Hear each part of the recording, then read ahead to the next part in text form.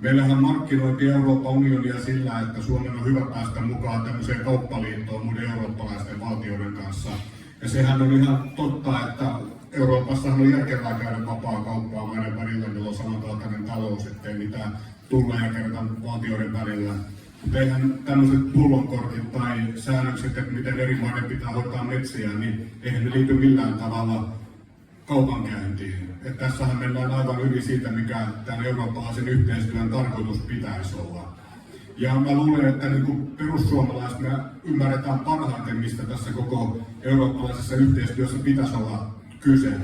Euroopan elinvoimaisuus, minkä takia me ollaan johtava manner oltu vuosisatoja, on se, että tämä ei ole mikään keskusjohtoinen suunnitelmatalous, vaan tämä on kymmenien erilaisten valtioiden ja kuningaskuntien tällainen dynaaminen maanosa, missä valtiot kilpailee keskenään ja sillä tavalla saa sparrattua toisiaan ja sillä tavalla valtiot kehittyy ja sitä mukaan taloudet. Ja tällä hetkellä me ollaan taas ihan väärään suuntaan menossa. Kokoomuksen johdolla, muiden puolueiden niin kuin perussuomalaisten johdolla mennään semmoiseen liittovaltiopolitiikkaan, että koko maanosaa johdetaan Portugalista Suomeen samasta paikasta. Ja tämähän johtaa siihen, että koko Eurooppa alkaa muistuttaa kohta jotain Kiinaa ennemminkin. Eihän siinä ole mitään mieltä, että meillä on samat säännöt koko maanosassa, kun meidän pitäisi oikeasti olla, että meillä jokainen valtio saa luoda omat sääntönsä. Mitä mä olen valmiiskulauseenakin käyttänyt sitä, että Eurooppa tarvitsee rajat, niin tämä liittovaltiokehitys, jos joku tarvitsee rajat, ei enää yhtään keskusjohtoista suunnitelmataloutta, vaan päinvastoin valta pois Brysselistä kansallisvaltioille, jotta kansallisvaltioissa voidaan tehdä lähellä ihmisiä päätöksiä ja sitä saadaan niin dynaamisuutta ja kansanvaltaa Eurooppaan. Toinen pointti, mihin tarvitaan rajoja, on sitten myös konkreettiset Euroopan rajat Välimerellä ja Suomen itärajalla ja kaikkialla ympärillä. Eli meillähän on tällä hetkellä aivan katastrofaalinen tilanne maahanmuuton suhteen.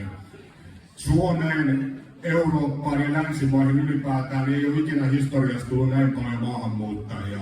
Suomeen tuli kaikkinensa viime vuonna 70 000 maahanmuuttajaa, toissa vuonna 50 000 maahanmuuttajaa.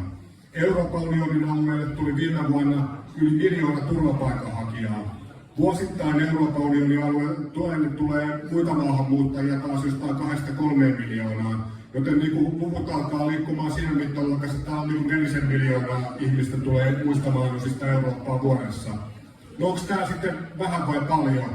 Mitä jos 4 miljoonaa tulee vuodessa Euroopan unionin alueella? Se on 10 vuodessa 40 miljoonaa. Paljon tämä on sitten 100 vuodessa, tämä on 400 miljoonaa.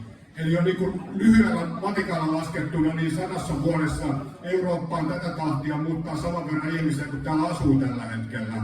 Kun me otetaan huomioon, että Suomessakin on 10% väestöstä jo maahanmuuttajataustaisia ja monessa Länsi-Euroopan maassa vielä isompi osuus väestössä, niin meillä ei mene kauhean pitkä aika, jos tätä hommaa ei pysäytetä, että eurooppalaisille käy, kun Amerikan intiaaneille konsana ja me jäädään vähemmistöksi meidän omassa maanosassa. Joten tässä maahanmuuttojutussa ei ole enää kyse siitä, että tässä tulisi nyt pelkästään taloudellista haittaa ja pelkästään yhteiskunnallista epäjärjestystä, vaan tämä on ihan eksistentiaalinen ongelma meidän koko sivilisaation säilymiselle. Joten meillä on nyt piikkipaikka tässä reilun viikon päästä eurovaaleissa, että saataisiin pistettyä jarrua tälle nykyiselle kehitykselle niin liittovaltiokehityksen suhteen kuin tämän väestönvaihdoskehityksen suhteen. Gallupit kertoo hyvin, että eurooppalaiset on todella kriittisiä maahanmuuton suhteen. Jos sen vielä mainitsen, niin tuossa oli kanssa ihan hiljattain tuommoinen saksalais-ranskalainen TV-kanava Arte julkaisi tämmöisen kyselytutkimuksen, mikä oli tehnyt kaikissa Euroopan valtioissa. Jokaisessa 27 Euroopan valtiossa kysyttiin, että mitä mieltä olet väittävän kanssa. Maahan ottaa vastaan liikaa maahanmuuttajia.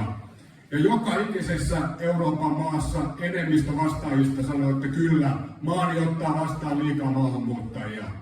Joten jos eurooppalaiset lähtee Suomessa ja kaikkialla muilla maissa äänestämään, niin silloin me saadaan kansan tahto toteutumaan. Ja kansan tahto ei ole se, että me annetaan tänne maahanmuuton jatkua, vaan se on se, että me pistetään rajat Euroopalle.